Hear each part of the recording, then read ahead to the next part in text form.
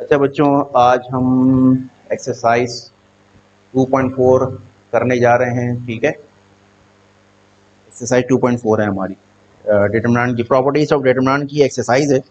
और इसमें से एक सवाल वो यूजिंग प्रॉपर्टीज या तो पूछता है या फिर वो विदाउट एक्सपेंडिंग। ये बेसिकली एक्सरसाइज जो है आपकी without expanding solve the determinant. Determinant को आपने सॉल्व करना है, डिटरमिनेंट का आंसर निकालना है, लेकिन एक्सपेंड किए बगैर। सिर्फ एक सवाल ऐसा है इसके अंदर जिसको वो पेपर में जब वो पूछता है ना, तो वो यूजिंग प्रॉपर्टीज का लफ्ज इस्तेमाल करता है।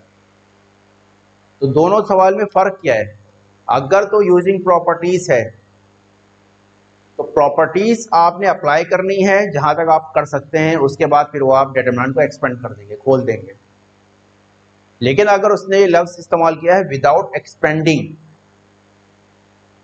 तो प्रॉपर्टीज तो उस सूरत में भी लगेगी, लेकिन आप डिटरमिनेंट को एक्सपेंड नहीं कर सकते।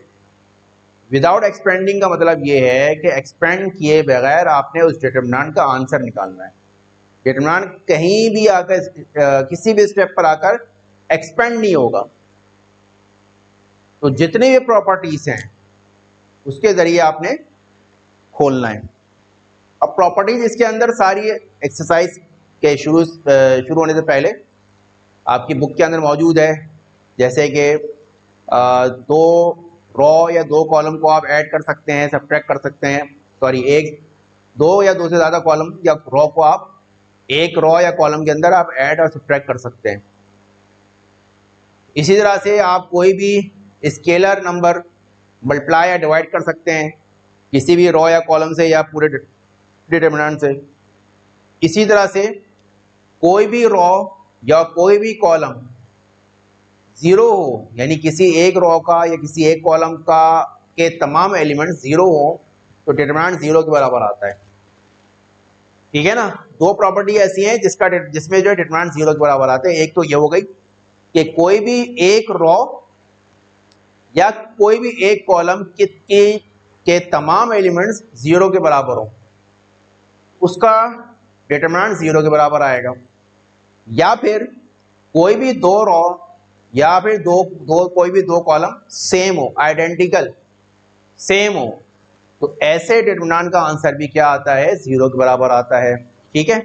इसके अलावा अगर कोई मैट्रिक्स ए है, उसका डिटरमिनेंट उस मैट्रिक्स के ट्रांसपोज के डिटरमिनेंट के बराबर होगा, तो ये भी एक प्रॉपर्टी है। ठीक है, ठीक है।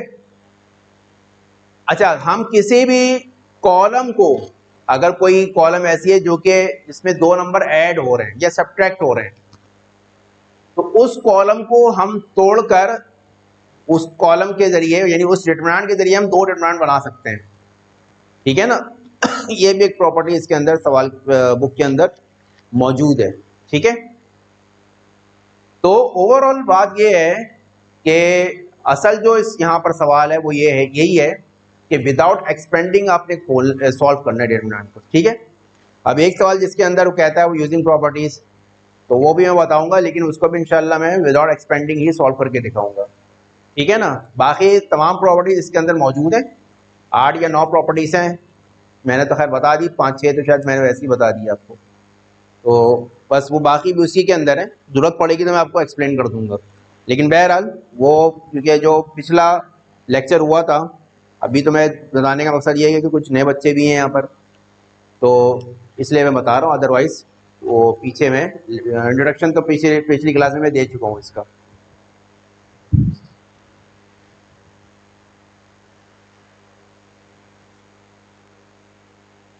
अब देखो क्वेश्चन नंबर 1 क्या कह रहा है। क्वेश्चन नंबर 1 वो कह रहा है वेरीफाई ए डिटरमिनेंट बराबर ए ट्रांसपोज का डिटरमिनेंट। मैट्रिक्स डिटरमिनेंट ए दे रहा है, तो वेरीफाई करना है हमने प्रूफ। ए डिटरमिनेंट ये बराबर है ए ट्रांसपोज का डिटरमिनेंट। सही है। आप क्या करो, मैट्रिक्स ए,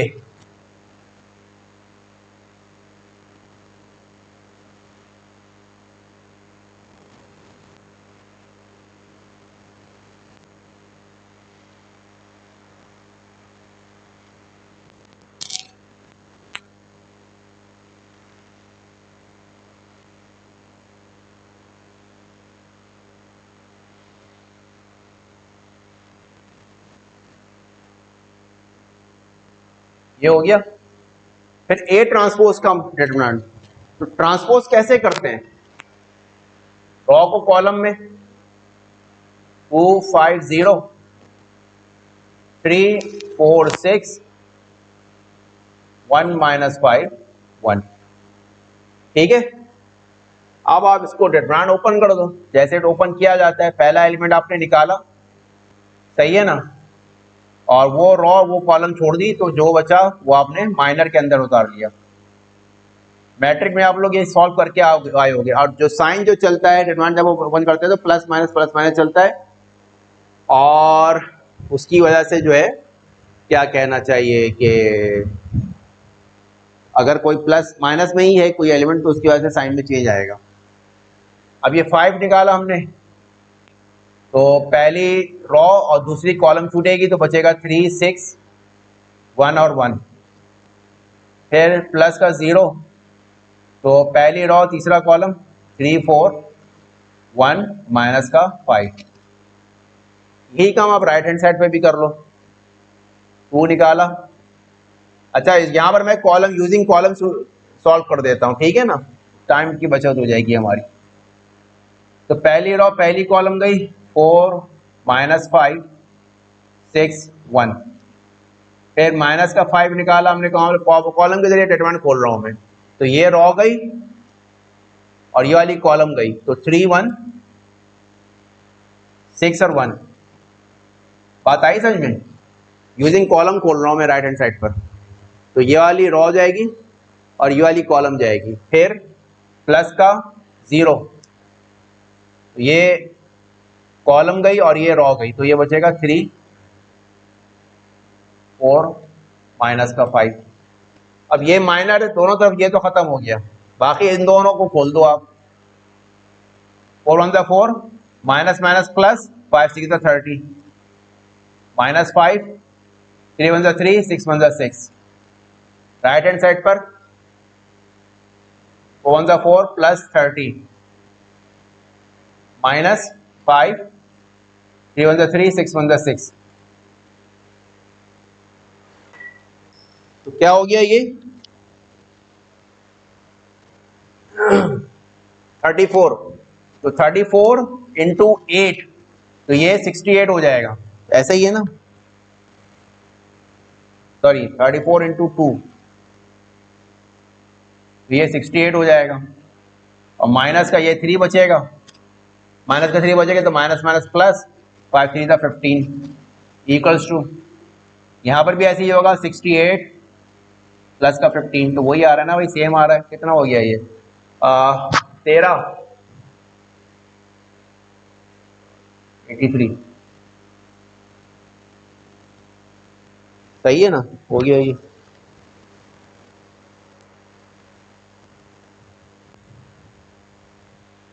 प्रूव हो गया, ये प्रूव करना था बस आपको, सही है। अब असल सवाल आपका शुरू हो गया है, समझने वाला, सही है। Without expanding proof each of the following. अब देखो, पहला पार्ट, दूसरा पार्ट, तीसरा पार्ट, चौथा पार्ट, पांचवा पार्ट, ठीक है।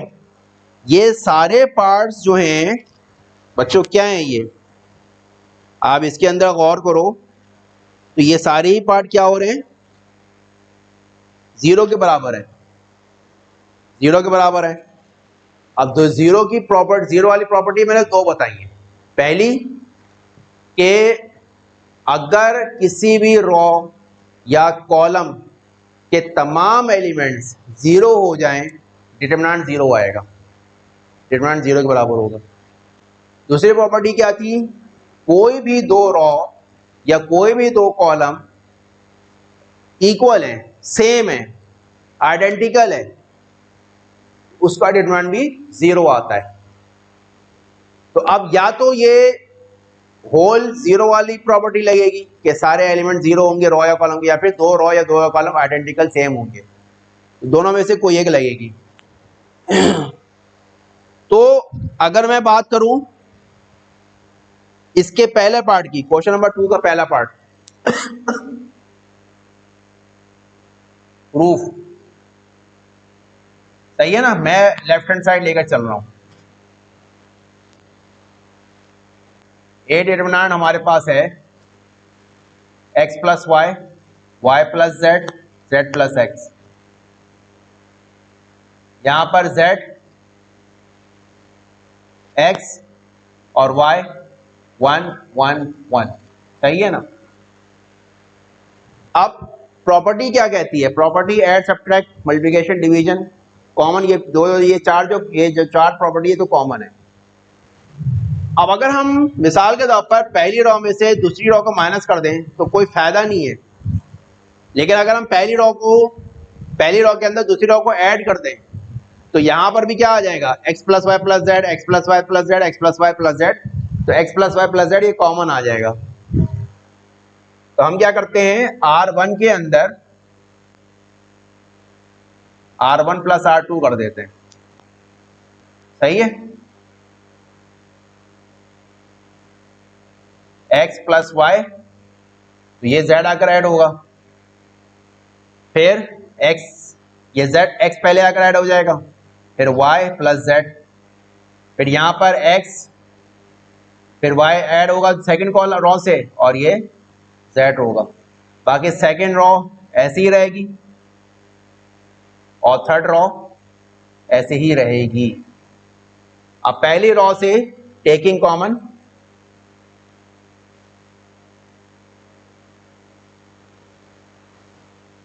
कॉमन फ्रॉम R1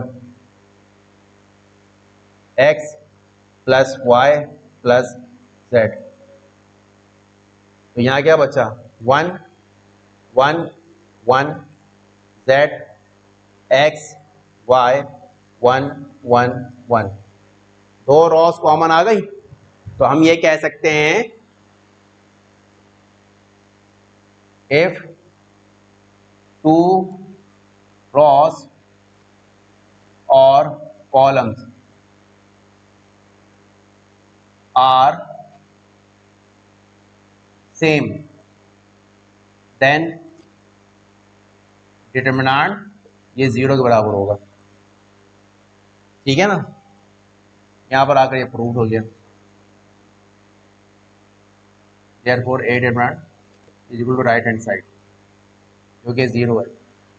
सिंपल, ये चीज करनी है बस इसके अंदर।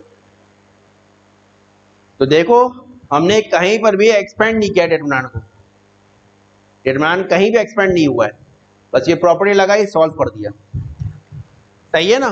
तो कहीं पर प्लस वाली लगेगी, कहीं पर माइनस वाली लगेगी। अगर आप मैं माइनस वाली कराऊं तो मैं इसका आपको,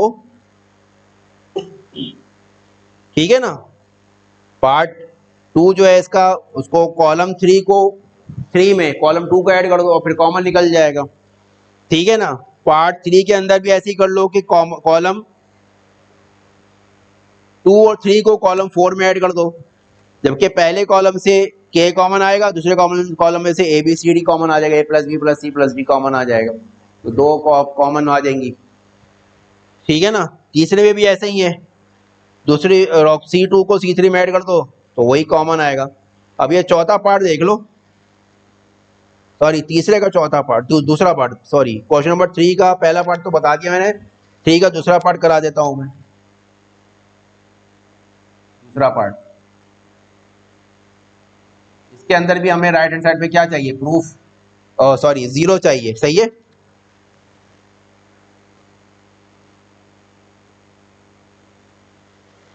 ए डिटरमिनेंट बच्चों क्या है? x plus 1, x plus 1, x plus 3, x plus 5, फिर x plus 4,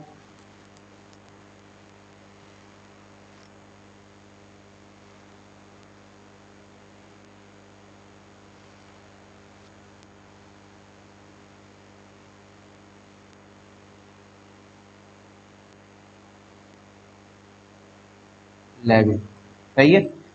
right hand side पर हमारे पास 0 लाना है हमें, लेफ्ट हैंड साइड अब मैंने इसके अंदर ले ली। अब ये देखना है भाई कैसे करेंगे हम, ठीक है, कैसे करें। अगर हम कोई भी दो रो या कॉलम को माइनस कर दें, मिसाल के तौर पर अगर मैं C1 में से माइनस करूं C3 को,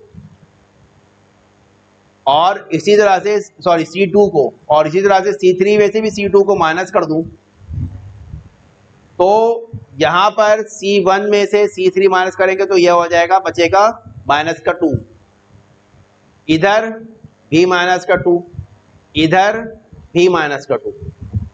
सही है ना? या ये काम उल्टा कर दो आप, सही है।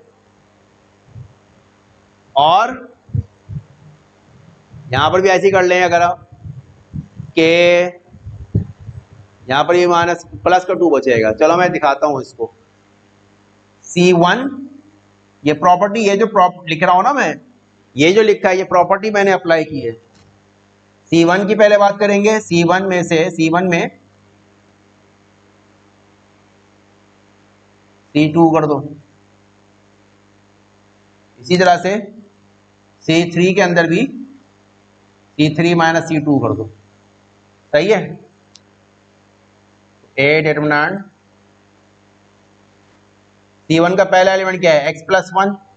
फिर माइनस करना है ना, तो माइनस की वजह से ये दोनों माइनस में हो जाएंगे, -x -3। फिर दूसरा एलिमेंट देखो, x+4, फिर -x -6, फिर x+7, -x -9। ठीक है। फिर x+3 सेकेंड कॉलम तो ऐसे ही रहेगा, x+6, x+9। समझ में आ रहा है?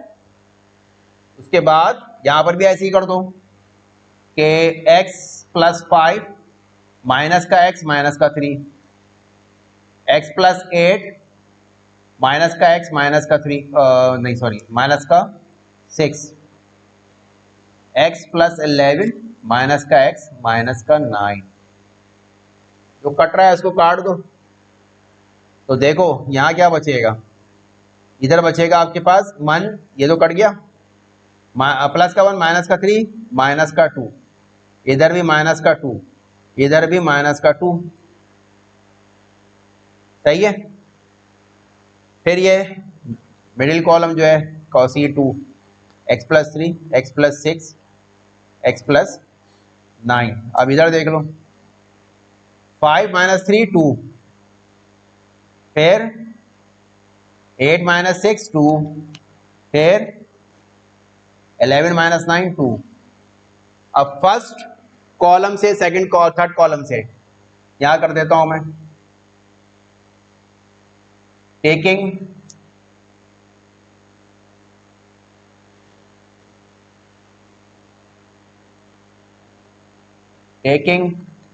Common from C1 and C3। ठीक है ना? C1 से -2 कॉमन आ रहा है और C3 से 2 कॉमन आ रहा है, तो यहां पर क्या बचा? 1 1 1, x+3, x+6, x+9, 1 1 1। दो कॉलम कॉमन हो गई। अब हम लगाएंगे property, if any two rows और कॉलम्स आर सेम, देन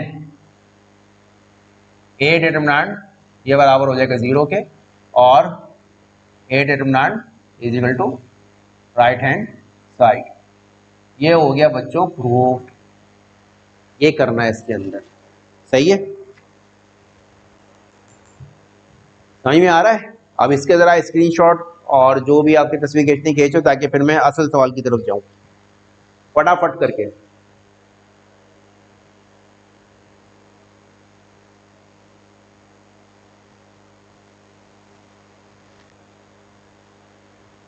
ठीक है, चलो।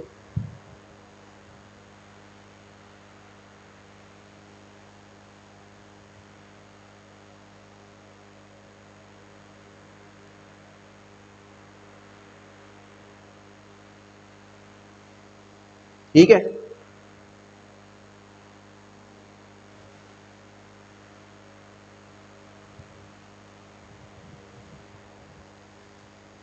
अब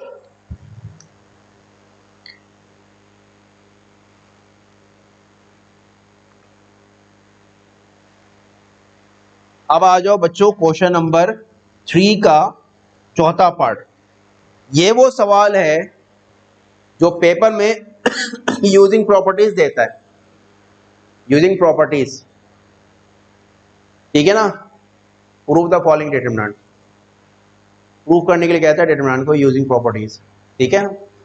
और बाकी इसके बाद वाले जो सवाल आता है विदाउट एक्सपेंडिंग का लफ्ज इस्तेमाल करता है वो। लेकिन बहरहाल अगर ये वाला सवाल विदाउट एक्सपेंडिंग भी पूछ ले, ठीक है ना, या तो प्रॉपर्टीज पूछे तो कहीं एक स्टेप मैं बता दूंगा कहां पर आपने खोल देना है, वैसे जरूरी नहीं है। अगर नहीं भी कह रहा, यानी अगर नहीं भी खोलो तो ये विदाउट एक्सपेंडिंग हो जाएगा, सॉल्व प्रूफ हो जाएगा, ये सही है ना, ऐसा मसला नहीं है इसके अंदर, वो मैं बताता हूँ कैसे प्रूफ होगा, ठीक है। बात ये होती है कि हर चीज बुक में नहीं होती, तो ये तो टीचर के ऊपर है कि टीचर इसको कैसे सिखाता है बच्चों को, ठीक है ना। हर चीज बुक में अंदर नहीं होती है, कुछ चीजें बाहर से भी, बाहर जो पढ़ा रहा है उसको बतानी पड़ती है, सही है ना। तो वरना अगर बुक में सारी चीजें होने लगी तो फिर ये जो पढ़ाने वाले हैं टीचर, ये फिर कहाँ जाएंगे, ठीक है ना, फिर उनका तो फिर कोई काम ही नहीं है। बताने वाला अगर कोई भी ना रहे तो, यानी बुक के अंदर सारी चीजें हो जाएं, ऐसा नहीं होता, ठीक है। अब आ जाओ क्वेश्चन नंबर 3 का पार्ट 4। इसको खूब अच्छी तरह से समझ लेना, प्रूफ करेंगे हम, ठीक है। लेफ्ट हैंड साइड ले रहे हैं, राइट हैंड साइड पे आपको चाहिए 4ABC। देखो सवाल में लिख देता हूं ताकि पता हो सबको कि ये मैंने कौन सा सवाल कराया। B + C, फिर है A और A,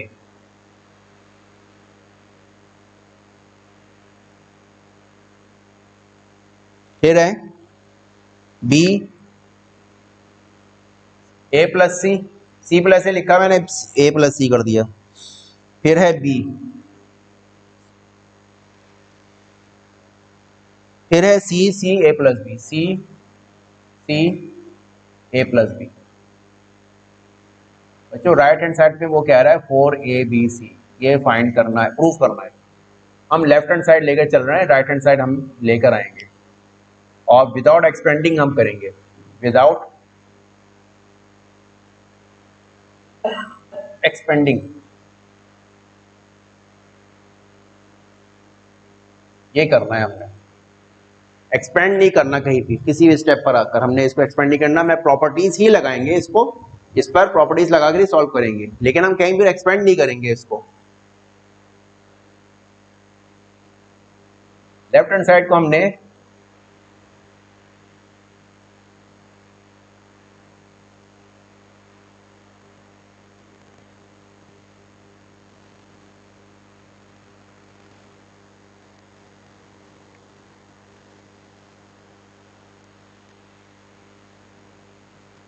A determinant equals to B + C, A B, A + C, B C, C A + B, ठीक है।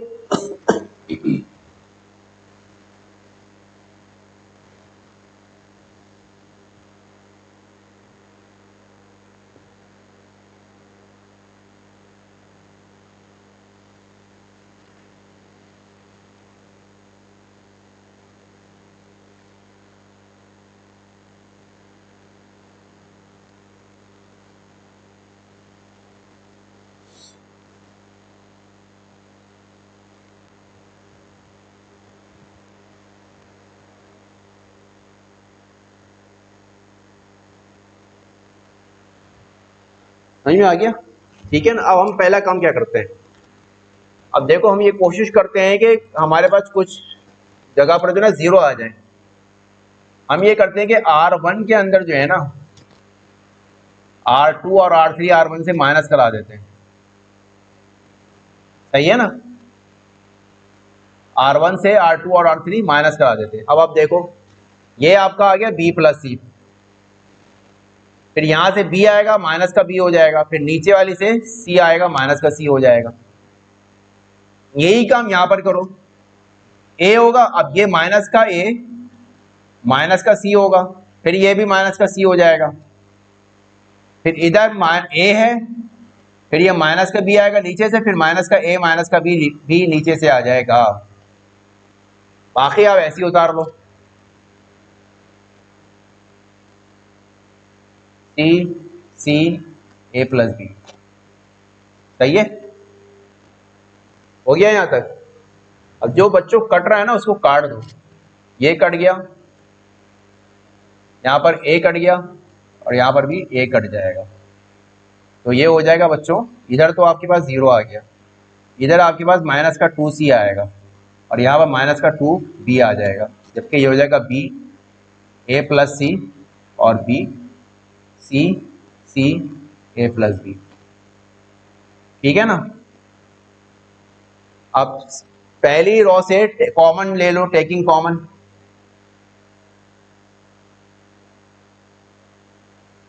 From R1 a determinant equals to minus का 2 कॉमन आ रहा है बच्चों इसमें से, तो ये हो जाएगा 0 सी बी बी ए प्लस सी बी और सी सी ए प्लस बी।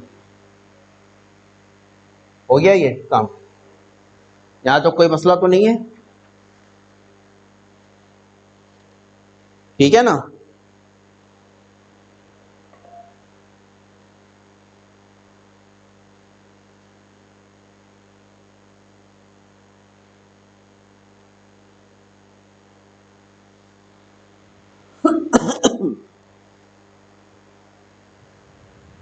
यहां तक समझ में आ गया सबको। अब हम क्या करते हैं, मैं यहां पर लाइन खींच रहा हूं, ठीक है, ताकि सबको क्लियर नजर आए। अब देखो हम क्या करते हैं कि R2 में से R1 माइनस कर देते हैं और R3 में से भी R1 माइनस कर देते हैं। ठीक है, R2 में R2 माइनस R1 कर दो और R3 में भी ऐसे ही कर लो R1। ठीक है, माइनस को 2 हमने निकाला है बाहर, पहली रो तो ऐसी आ जाएगी। अब b minus 0 R2 minus R1 का है ना, तो R2 का पहला एलिमेंट और ऊपर R1 का पहला एलिमेंट माइनस हो जाएंगे, फिर a प्लस सी और माइनस का c आएगा, ऐसे ही है ना। R2 का दूसरा एलिमेंट और R1 का दूसरा एलिमेंट ये माइनस हो जाएंगे, फिर b माइनस बी आएगा, R1 का पहला एलिमेंट तीसरा एलिमेंट और R2 का तीसरा एलिमेंट ये माइनस हो जाएगा। यही काम हम R3 के साथ भी करेंगे, c माइनस 0 फिर c माइनस सी फिर a plus B minus B. जो कट रहा है बच्चों उसको काट दो। सही है, तो a determinant equals to minus का 2 0 c b b a 0 c 0 a। सही हो गया। अब देखो ये 0 है, सही है, ये भी 0 है और ये c है। ठीक है,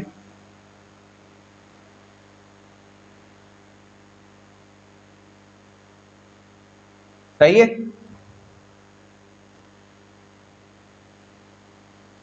0 है, सही है ना। अब देखो यहां पर आकर आप डिटरमिनेंट ओपन कर सकते हो, इधर आकर, अगर तो वो विदाउट सॉरी यूजिंग प्रॉपर्टीज का लफ्ज इस्तेमाल कर रहा है, तो यहां पर आकर आप जो है ना डिटरमिनेंट ओपन कर दो। अब डिटरमिनेंट कैसे ओपन करते हैं वो पीछे मैंने बताया है, पिछले एक्सरसाइज हम कर भी चुके हैं ना, अभी पीछे बताया डिटरमिनेंट कैसे ओपन करते हैं। जो क्वेश्चन नंबर 1 किया है वो डिटरमिनेंट ओपन किया है ना, यहाँ पर हम डिटरमिनेंट ओपन कर सकते हैं, लेकिन हम डिटरमिनेंट ओपन नहीं करेंगे। सही है, सबसे पहला काम क्या करो, हम रिप्लेस करते हैं C2 को C3 से, C3 से रिप्लेस कर दो। जब रॉ को कॉलम्स रॉ से रिप्लेस करते हैं या कॉलम को कॉलम से रिप्लेस करते हैं तो डिटरमिनेंट का साइन चेंज होता है।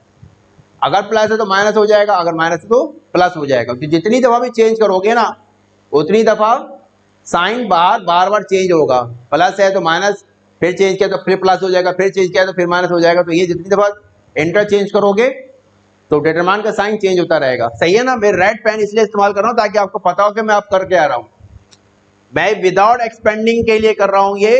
अगर यूजिंग प्रॉपर्टीज है तो ये आपकी मर्जी है, आप यहाँ पर आकर डिटरमिनेंट ओपन कर सकते हो। लेकिन जिस तरह से मैं कह रहा हूँ करवा रहा हूँ, अगर तो यूजिंग प्रॉपर्टीज है तब भी आप उसी तरीके से कर सकते हो जिस तरह से मैं अभी कर रहा हूँ, आगे करने वाला हूँ। ठीक है, ये भी प्रॉपर्टीज ही अप्लाई कर रहा हूँ मैं। इंटरचेंज कर दो पहले यहाँ पर साइन, तो बाहर का साइन चेंज हो जाएगा। C2 को C3 से रिप्लेस कर रहे हैं, यानी 0 P C B 0 A और C A और 0। ठीक है ना, ये 0। अब जो है यहां पर समझना है, इफ डिटरमिनेंट आपके पास है 0 A B C 0 D E F और 0, ये एक डिटरमिनेंट है आपके पास। ठीक है ना, ये एक ऐसा डिटरमिनेंट है जिसके डायगोनल एलिमेंट जो है वो 0 है। कोई भी डिटरमिनेंट, मैंने ये ट्रिक बताई हुई है, देख सकते हो आप। ठीक है ना, कोई भी डिटरमिनेंट जिसके डायगोनल एलिमेंट 0 हो तो उसका डिटरमिनेंट क्या आएगा? उसका डिटरमिनेंट आएगा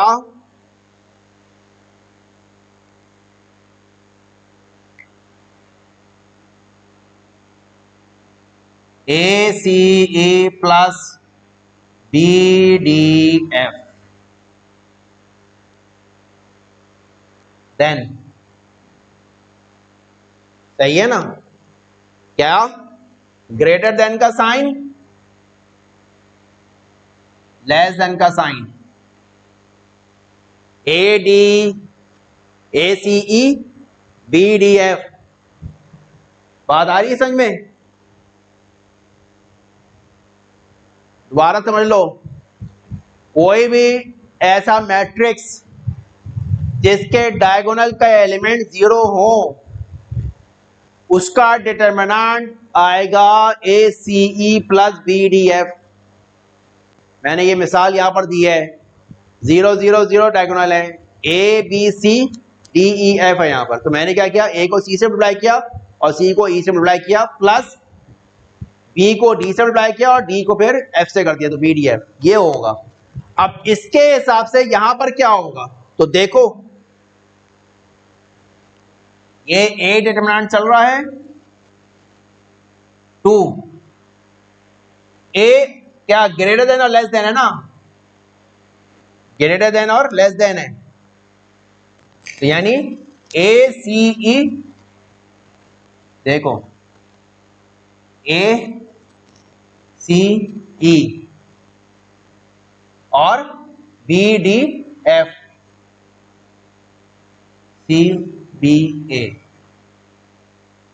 सही है, तो क्या आगे पीछे लिख दो उसको, तो मैं यूं कर सकता हूं ना कि 2 ABC प्लस ABC, तो A डिटरमिनेंट ये आ जाएगा 2 ABC। सही है, तो 4 ABC, तो A डिटरमिनेंट क्या हुआ, राइट हैंड साइड आ गई, प्रूव्ड। तो ये वो सवाल है जो कि कहता है कि विदाउट यूजिंग प्रॉपर्टीज, अगर प्रॉपर्टीज यूजिंग प्रॉपर्टीज कह रहा है तो सवाल फिर जो है ना यहां पर आप एक्सपेंड कर सकते हो। लेकिन अगर आप इस तरीके से भी कर लो तो ये भी प्रॉपर्टीज ही अप्लाई की है भाई, ये भी मैंने प्रॉपर्टी अप्लाई की, इसको आप चेक कर सकते हो। यहाँ पर कोई वैल्यू पुट कर दो ABCDEF की जगह पर, और फिर ये लॉजिक लगा करना, आप इसको डायरेक्ट खोलो और फिर एक तो डायरेक्ट आंसर निकाल लो, उसके बाद फिर सॉल्व करके देखो आंसर क्या आ रहा है, आंसर सेम आएगा दोनों का, ठीक है ना। तो ये आपका विदाउट एक्सपेंडिंग क्वेश्चन नंबर 3 का पार्ट 4 मैंने करके दिखा दिया इधर। तो अगर वो यूजिंग प्रॉपर्टीज कह रहा है तो भी आप ऐसे कर सकते हो, और अगर विदाउट एक्सपेंडिंग कह रहा है तो वो तो करना ही ऐसे, ठीक है, बाकी आपकी मर्जी है, ठीक है। इसका स्क्रीनशॉट ले लो, जो ऑनलाइन देख रहे हैं वो भी स्क्रीनशॉट लें इसका।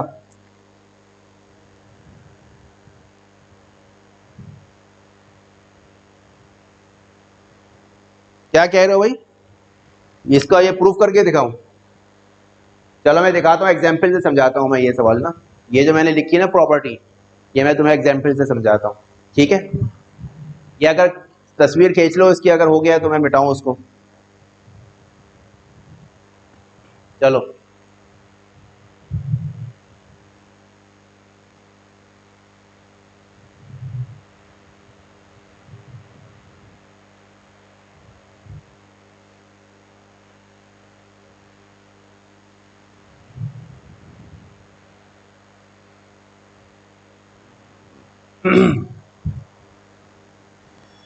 देखो मिसाल के तौर पर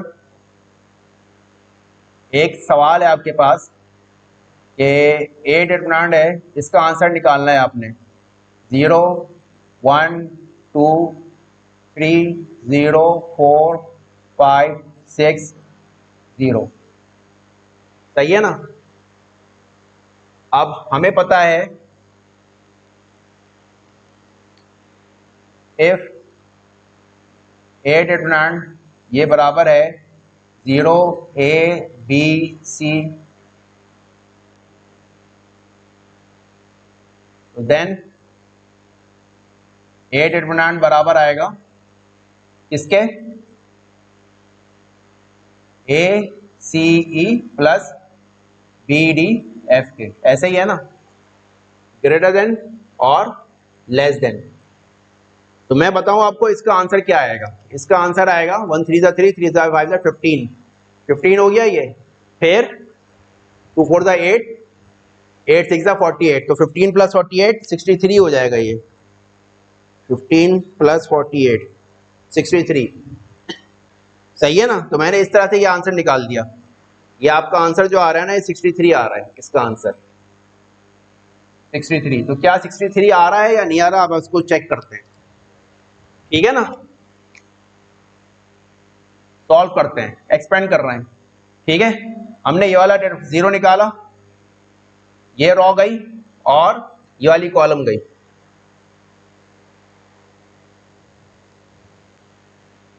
ठीक है ना, ये रो जाएगी और ये वाली कॉलम जाएगी, तो आपके पास क्या बचेगा 0 3 6 और 0, फिर माइनस का 1 आएगा, तो अब क्या जाएगी, ये कॉलम जाएगी और यही वाली रो जाएगी, तो ये आपके पास बचेगा 4 3 5 0, फिर प्लस का 2, सही है ना।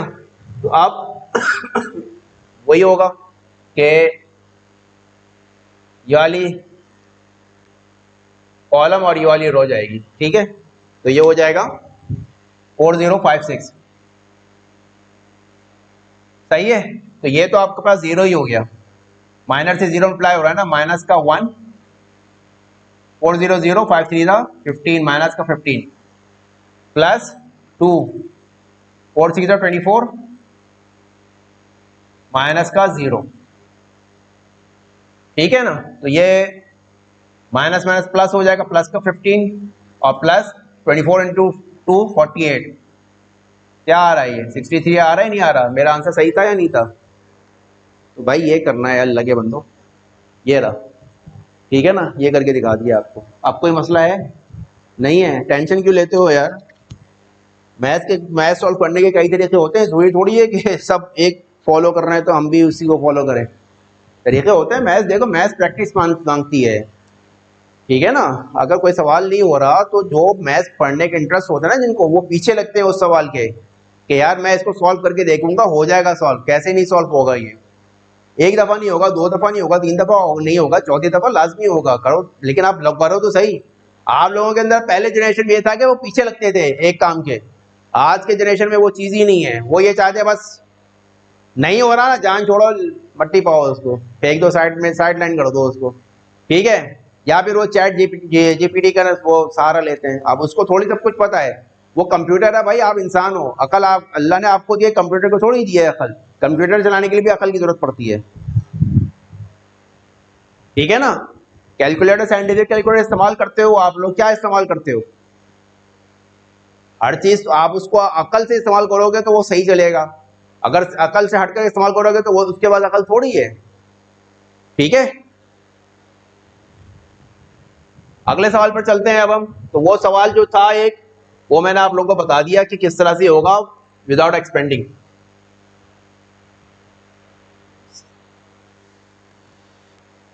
नेक्स्ट हमारे पास है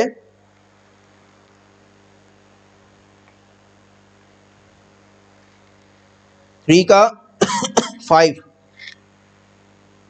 सवाल नहीं दिख रहा, मैं वो प्रूफ की तरफ जा रहा हूं, सही है। प्रूफ करने राइट हैंड साइड पे जो प्रूफ करना है ना, ये 1 करके आ रही है value. 1 plus A 1 1 1 1 plus B 1 1 1 1 plus C, सही है ना।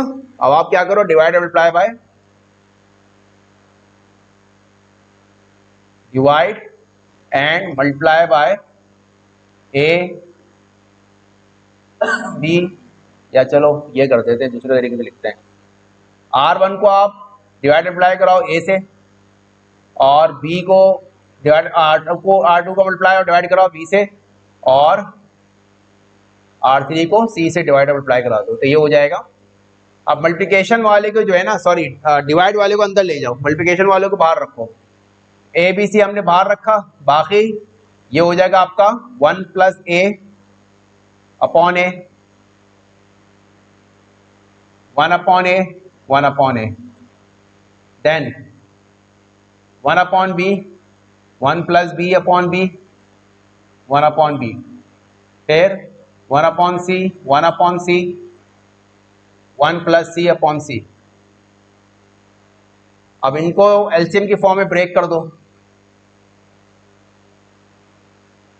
तो ये हो जाएगा 1 plus 1 upon A 1 upon A 1 upon A, 1 upon B 1 plus 1 upon B 1 upon B, फिर 1 अपॉन सी 1 अपॉन सी 1 प्लस 1 अपॉन सी, ये हो गया। अब आप क्या करो, ऐड कर दो, सही है ना, ऐड कर दो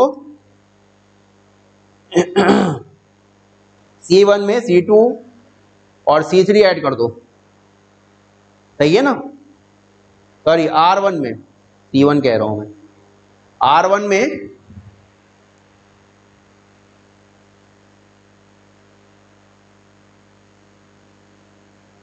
R3 कर दो, ठीक है। ए बी सी बाहर ऐसे ही चल रहा है, तो ये हो जाएगा 1 प्लस 1 अपॉन ए plus 1 upon B plus 1 upon C, देखिए ना, 1 प्लस 1 अपॉन ए था, 1 अपॉन बी यहाँ से आया, 1 अपॉन सी यहाँ से आया। इसी तरह से यहाँ पर होगा 1 plus 1 upon A plus 1 upon B plus 1 upon C, 1 upon A था ये रहा, फिर 1 प्लस 1 अपॉन बी था ये रहा, 1 ये यहाँ रखा, 1 प्लस 1 अपॉन बी भी यहाँ रखा, फिर 1 अपॉन सी आया। फिर लास्ट में भी बच्चों ऐसे ही होगा, 1 upon a sorry 1 plus 1 upon A plus 1 upon B plus 1 upon C, then 1 upon B 1 plus 1 upon b और 1 अपॉन बी, फिर 1 अपॉन सी 1 अपॉन सी 1 प्लस 1 अपॉन सी, सही हो गया। अब यहां से ये कॉमन आ रहा है, टेकिंग कॉमन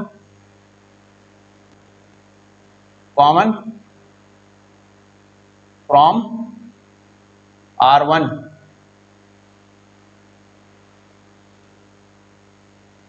1 प्लस 1 अपॉन ए plus 1 upon B plus 1 upon C. यहाँ 1 बचा, इधर भी 1 बचा, इधर भी 1 बचा, फिर इधर बचा 1 upon B, 1 plus 1 upon B, फिर 1 अपॉन बी, फिर 1 अपॉन सी, 1 अपॉन सी, 1 अपॉन 1 प्लस 1 अपॉन सी। सही है ना। अब हम क्या करेंगे, अब क्या करो कि C2 में से और C3 में से C1 माइनस कर दो। C2 माइनस C1, C3 में भी C3 माइनस C1।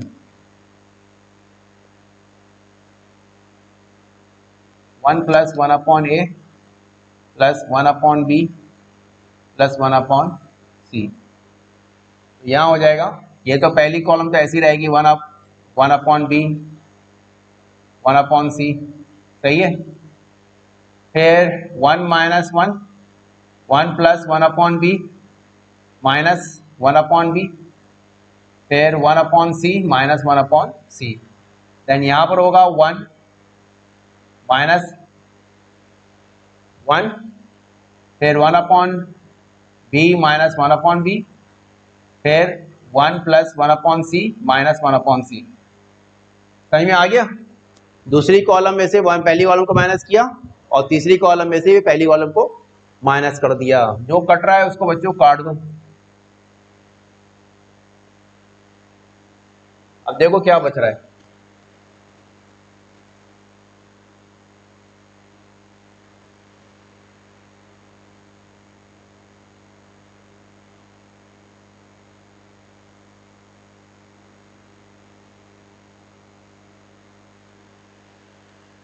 यहाँ 1 बचा, 1 अपॉन बी 1 अपॉन सी। फिर यहाँ 0 बचा, इधर भी 0 बचा, इधर 1 बचा, इधर 0 बचा, इधर 0 और इधर 1। सही है ना। अब हम यहाँ पर एक और प्रॉपर्टी अप्लाई करेंगे। सही है ना।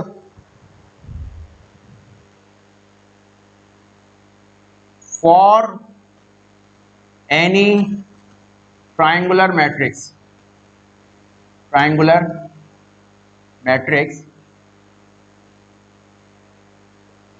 determinant will be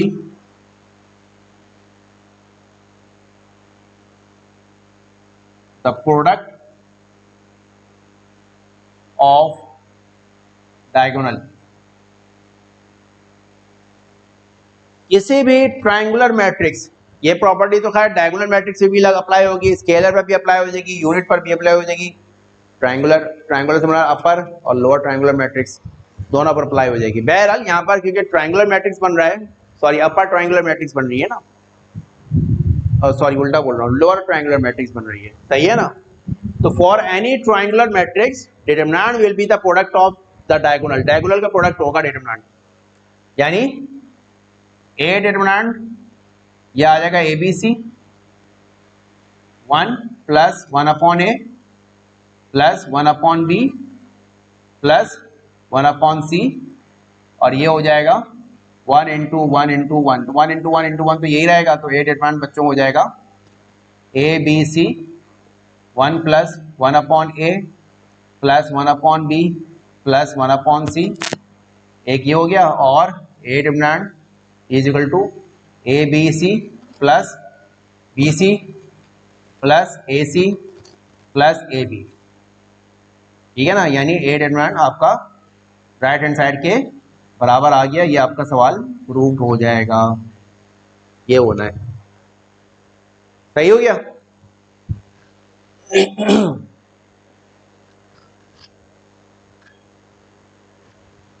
समझ में आ रहा है भाई। ठीक है। तो मसला तो नहीं है, नथिंग है। ठीक है, मिटा दूं इसको, तस्वीर खींच लो इसकी।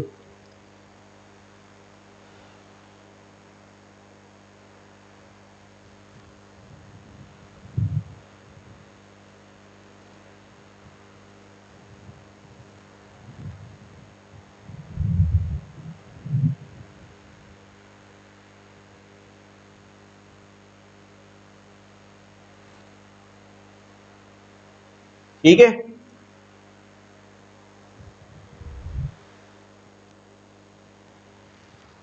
कोई मसला है भाई? नहीं है कोई मसला?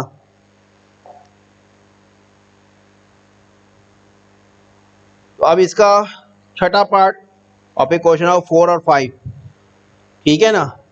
छठे पार्ट में क्या है,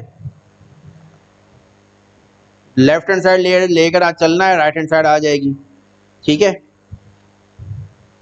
तो बस वही करना है कि पहले आपका कॉमन आ रहा है, C1 से C3 से आपके पास कॉमन आ रहा है, वो कॉमन निकाल लो, सही है।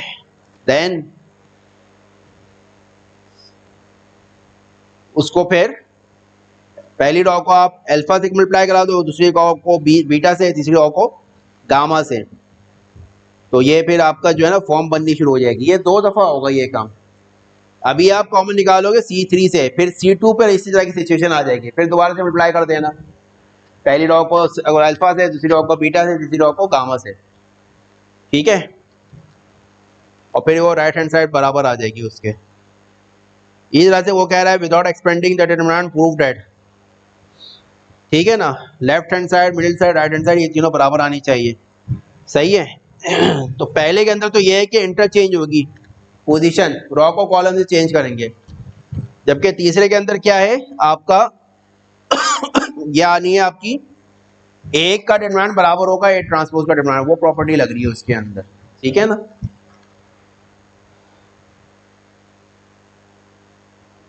ठीक है, अब एक क्वेश्चन नंबर 5 है, आसान है बेसिकली, मैं अगर नहीं होगा तो मैं करवा दूंगा भाई, ठीक है।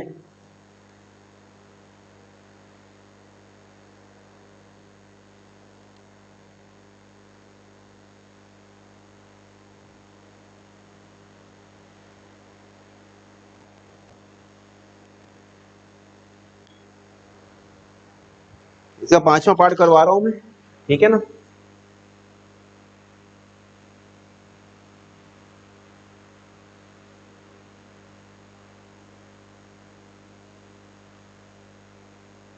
ए डिटरमिनेंट, ये प्रूफ क्या करना है, हमने प्रूफ करना है 1 प्लस ए बी सी बराबर है 0 के, डेल्टा दे रहा है वो 0 के बराबर है डेल्टा, ये आपका है A square 1 plus A cube, 1 plus A cube, B square 1 plus B cube, C square 1 plus C cube, सही है ना, ये 0 के बराबर है, ठीक है। अब क्या करो, इसको तोड़ दो 2 हिस्सों में, ए स्क्वायर 1, बी स्क्वायर 1, सी स्क्वायर 1। मैंने कहा था ना एक प्रॉपर्टी है कि डिटरमिनेंट को हम कोई एक कॉलम को हम 2 हिस्सों में तोड़ दें, तो 2 हिस्सों में कैसे तोड़ेंगे, शुरू की 2 कॉलम ऐसी ही आएगी, और यहां पर आपके पास ए क्यूब नहीं लिखा था वो लिख दो, फिर बी स्क्वायर और बी क्यूब, फिर सी स्क्वायर और सी क्यूब, ये इस तरह से करना है, ठीक है ना। तो यानी ये हो जाएगा आपके पास डिटरमिनेंट 1 प्लस डिटरमिनेंट 2, सही है ना। तो आप डिटरमिनेंट 2 को हम सॉल्व करेंगे, ऐसे सॉल्व करेंगे कि वो डिटरमिनेंट 1 के बराबर आ जाएगा,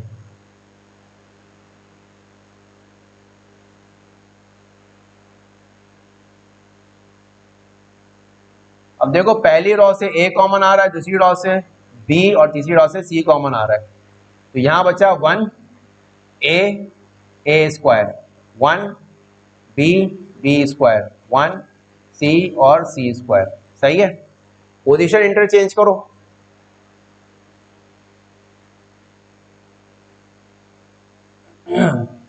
C1 को रिप्लेस करो C2 से। तो मैंने कहा था ना जब आप रॉ से या कॉलम को कॉलम से रिप्लेस करते हो तो डिटरमिनेंट का साइन चेंज होता है, तो ये हो जाएगा A B C 1 1 1 A square B square और सी स्क्वायर, फिर से चेंज कर दो, C2 को रिप्लेस करो C3 से, तो दोबारा से डिटरमिनेंट का साइन चेंज हो जाएगा, A B C A square B square C square 1 1 1। अब ये आपका क्या बन गया, डिटरमिनेंट 1 बन गया। तो A B C determinant 1, therefore determinant, इसको आप कह सकते हो ये 1 कह सकते हो, या इसको कह सकते हो आप 1, therefore 1 determinant 1 determinant plus A B C determinant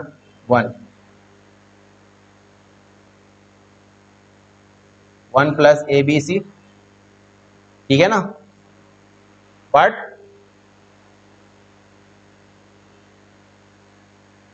determinant जो है वो 0 के बराबर है पहला, therefore 1 plus A B C equals to 0। तो डिटरमिनेंट 1 बराबर है 0 के, और 1 प्लस ए बी सी ये प्रूफ करना था बेसिकली हमने, तो ये हमने प्रूफ कर दिया, हो गया। तो यहाँ अगर बच्चों ये एक्सरसाइज आपकी कंप्लीट हो गई, एक्सरसाइज नंबर 2.4।